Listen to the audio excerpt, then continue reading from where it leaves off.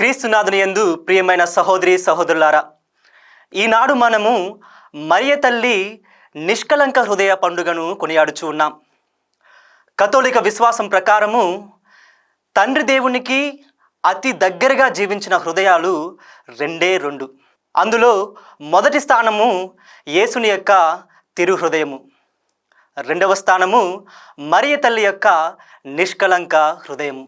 యేసు ప్రభుని తిరు హృదయము తర్వాత అత్యంత భక్తి ప్రపత్తులతో కొనియాడదగ్గ హృదయము ఆ యొక్క మరియ తల్లి యొక్క నిష్కలంక హృదయము అని 12వ భక్తినాథ పాపు గారు తలంచి 1944వ సంవత్సరమున యేసు తిరు హృదయ పండుగ దినము తర్వాత వచ్చు దినమున ఈ యొక్క మరియమాత నిష్కలంక హృదయ పండుగను జరపాలని నిశ్చయించున్నారు.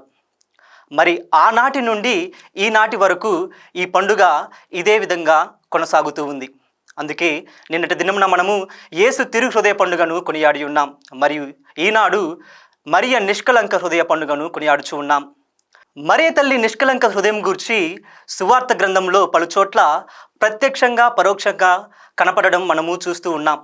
మరి ముఖ్యంగా ఈనాటి సువిశేషంలో మరియ తల్లి అన్ని విషయములను తన హృదయములో పదిలపరుచుకుంది అని చూస్తూ ఉంటాం. ఈ సన్నివేశం ద్వారా మనం తెలుసుకోవచ్చు, మరియ తల్లి క్రీస్తు ప్రభుని హృదయమును అత్యంత దగ్గరగా ఎరిగినటువంటి ఏకైక మానవ మాతృరాలు.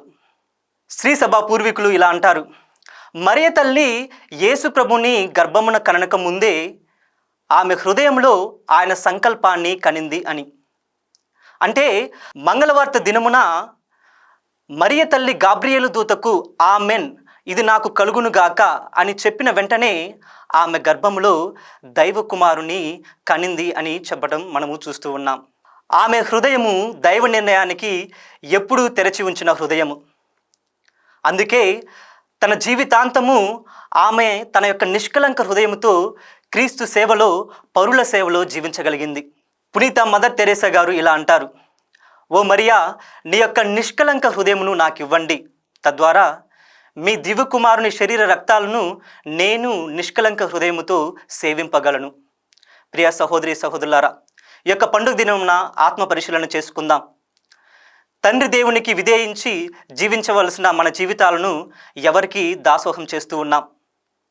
క్రీస్తు సేవలో, పరుల సేవలో మరియ తల్లిని మాతృకగా తీసుకొని జీవించవలసినటువంటి మన జీవితాలను ఏ విధంగా జీవిస్తూ ఉన్నాం?